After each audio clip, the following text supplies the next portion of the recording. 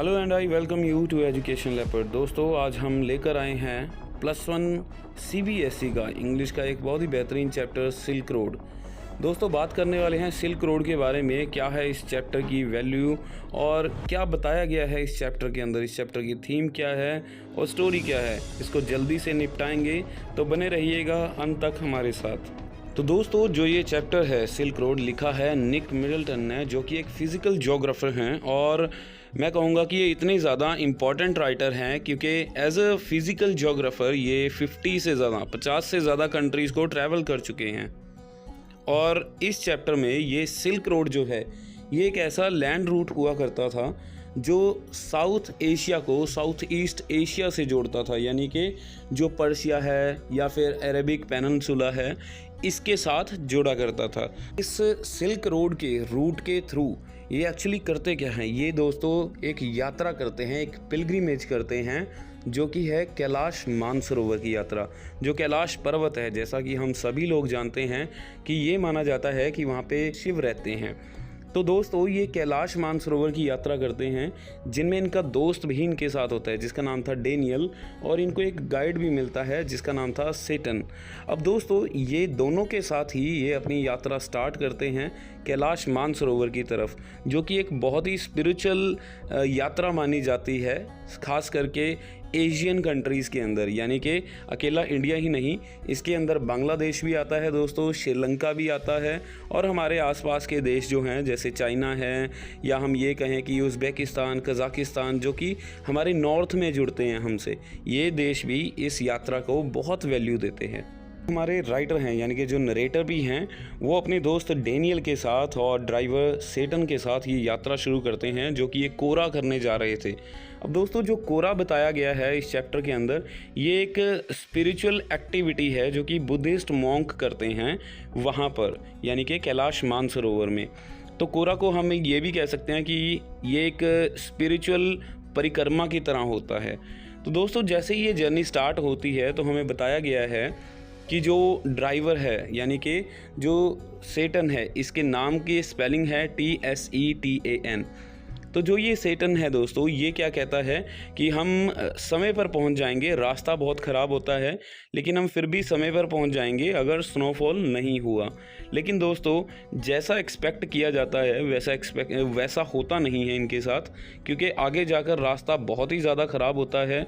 ऊबड़ खाबड़ रास्ते, आप समझ सकते हैं कि माउंटेन्स के अंदर, पहाड़ों के अंदर रास्ते कैसे होते हैं। तो वहाँ पर रास्ता बहुत ही ऊबड़ खाबड़ होता है, और साथ ही साथ वहाँ पर बर्फ़ भी पड़ती है, और बहुत ही ज़्यादा ठंड होने के कारण ये जो जर्नी है ये काफ़ी डिफ़िकल्ट होने लगती है धीरे धीरे इन सभी तीनों लोगों के लिए।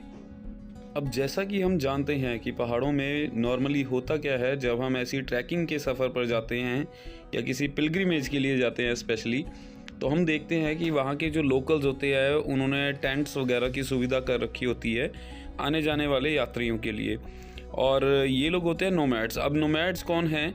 ये स्पेसिफिकली वो लोग होते हैं जो वहाँ के लोकल्स हैं, और ये जैसे भेड़ बकरियाँ होती हैं, इनको चराने का भी काम करते हैं, और साथ ही साथ जो यात्री हैं उनके सामान को ढोने का भी काम करते हैं। यहाँ पर मैस्टिफ डॉग्स भी इनको दिखते हैं, और यहाँ पर ये अपनी कार को आगे ले जाने की कोशिश करते हैं, जो कि इनके लिए काफ़ी मुश्किल भी होता है क्योंकि रास्ता बहुत ऊबड़ खाबड़ होता है, और स्नोफॉल इनके रास्ते की एक बड़ी रुकावट होती है।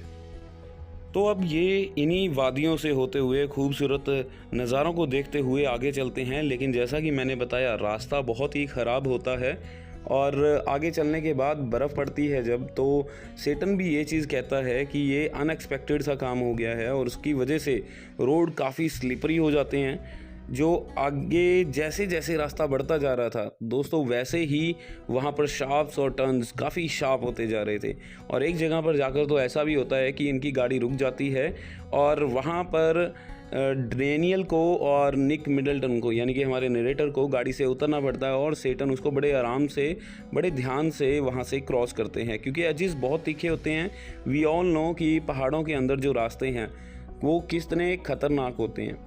अब आगे चलने के बाद क्या होता है, एक प्रॉब्लम तो ये थी, दूसरी प्रॉब्लम क्या थी कि बर्फ़ की वजह से ठंड बहुत थी, और तीसरी चीज़ क्या हो जाती है इनके साथ कि जो इनका फ्यूल था वो वेपोराइज होने स्टार्ट हो जाता है। रीज़न बीइंग बहुत ही ज़्यादा, इट इज़ बाइटिंग कोल्ड। तो ये इतनी ज़्यादा ठंड होने की वजह से जो इनका फ्यूल था वो वेपराइज होने लग जाता है और इनको फिर वापस से फ्यूल टैंक खोलना पड़ता है एक बार तो अपना, ताकि जो वेपोरेशन के दौरान यानी कि जो इवेपोरेटेड या वेपोरेटेड हम ये कह सकते हैं जो पेट्रोल है, जो फ्यूल है, वो उड़ जाए ताकि लीकेज ना हो। क्योंकि अगर फ्यूल टैंक में दोस्तों गैस हो जाती है वेपोरेट हो के फ्यूल की, तो वो लीक होने लगता है, तो इन्हें वो फ्यूल टैंक खोलना पड़ता है। और यहाँ से थोड़ी दूर आगे चलने के बाद डेनियल की तबीयत भी ख़राब होती है और थोड़ा घबराहट भी होती है बिकॉज ऑफ द रूट, क्योंकि रूट बहुत ही ज़्यादा ख़तरनाक होता है। तो डेनियल वापस चले जाते हैं लहासा, क्योंकि ये जर्नी कहाँ से स्टार्ट हुई थी दोस्तों, जो स्टोरी में हमें बताया गया है लहासा से।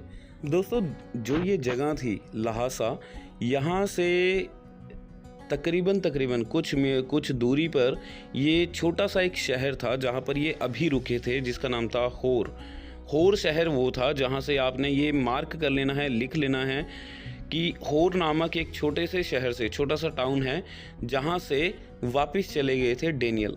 अब होता क्या है, इस कार के अंदर कुछ पंक्चर भी थे क्योंकि रास्ता इतना बुरा था और इसी की वजह से जो सेटन थे वो बहुत ही ज़्यादा चिंतित भी था, लेकिन उसने उसको जैसे तैसे करके ठीक कर दिया। अब होता क्या है, ये जहाँ पर रुके होते हैं वहाँ पर कुछ खाने पाने के लिए नहीं था, कुछ वेजिटेशन नहीं थी, बहुत ही बुरा वहाँ का माहौल था इनके लिए।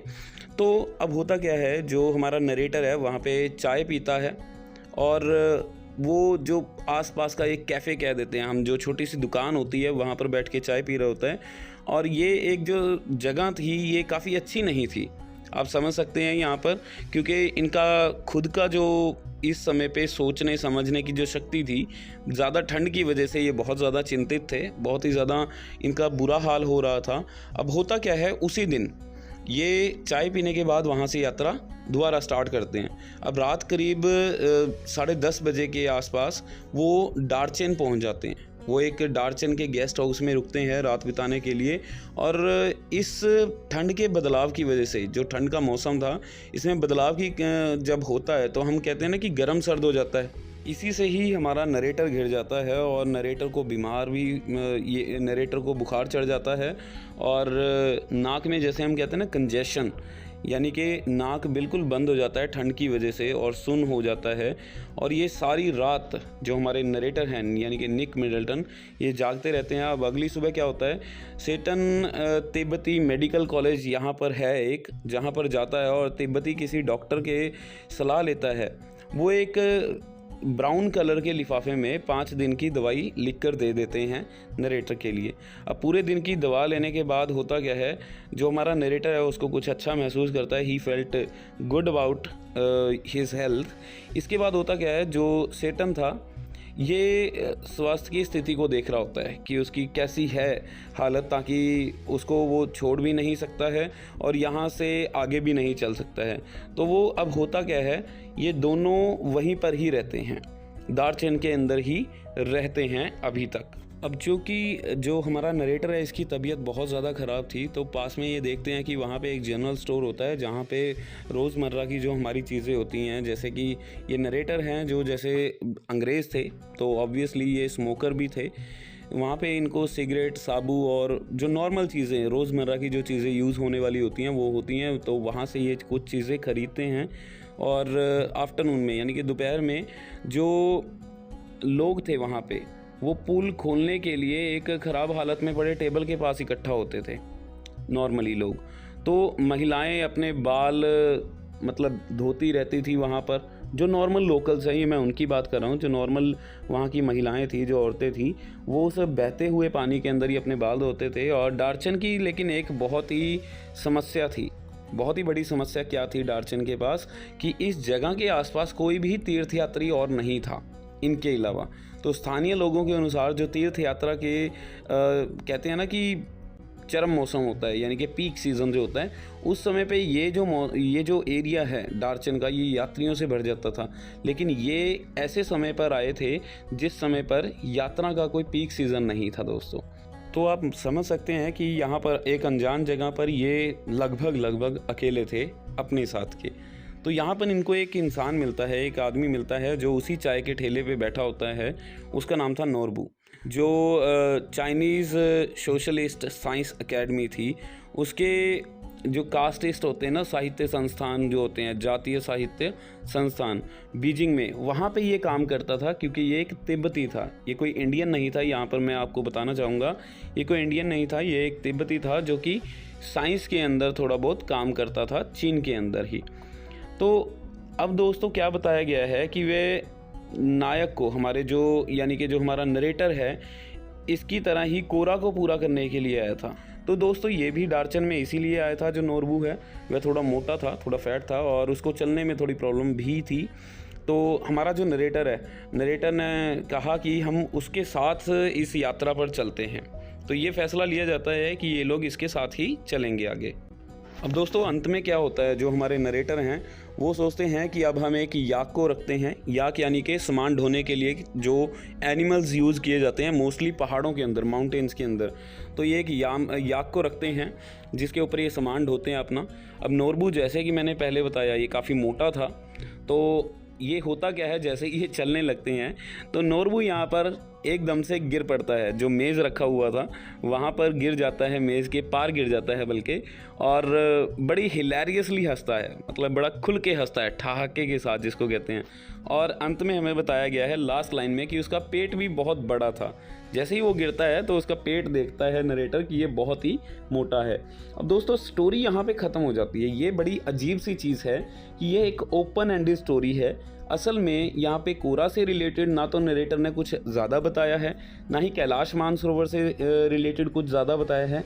सिर्फ हमें एक इम्पॉर्टेंट चीज़ जो यहाँ पे बताई गई है, जिसका हिस्टोरिकल पर्सपेक्टिव है कि जब लोग यात्रा करते हैं, स्पेशली तीर्थ यात्रा करते हैं, तो कितनी कठिनाइयों का सामना उन्हें करना पड़ता है। और दूसरी जो इम्पॉर्टेंट चीज़ है जो नरेटर हमें यहाँ पे बताने की बात कर रहा है, वो है ये खुद में जो ये रोड है, जो ये सिल्क रोड है, ये रूट था, ये जो रोड रूट है, इसका हिस्टोरिकल पर्सपेक्टिव बहुत ज़्यादा था जो नरेटर बताना चाहता है अपनी इस स्टोरी के थ्रू। वो कहते हैं कि ईस्ट एशिया और साउथ ईस्ट एशिया को जो जोड़ने वाला जो एक कड़ी थी वो ये थी। अब दोस्तों मैं आपसे कमेंट में पूछना चाहूँगा कि चाइना और पाकिस्तान ये दोनों ही एक रोड और बना रहे हैं। ऐसे ही सिल्क रोड से मिलता जुलता ही रोड एक बनाया जा रहा है। सिल्क रोड तो एक नेचुरल रोड था जो अपने आप बना हुआ था, लेकिन ये एक रोड बना रहे हैं। आप प्लीज़ कमेंट में बताइएगा कि वो बेल्ट इनिशिएटिव कौन सा है। ये एक बेल्ट के नाम से है, तो आप प्लीज़ बताइएगा कमेंट सेक्शन में। मैं आशा करता हूँ कि आपको ये छोटा सा लेक्चर बहुत पसंद आया होगा, आपको समझ भी आया होगा टॉपिक क्या है और किस बारे में नरेटर एक्चुअली बात करता है। So this is Deepak Verma signing off. जय हिंद।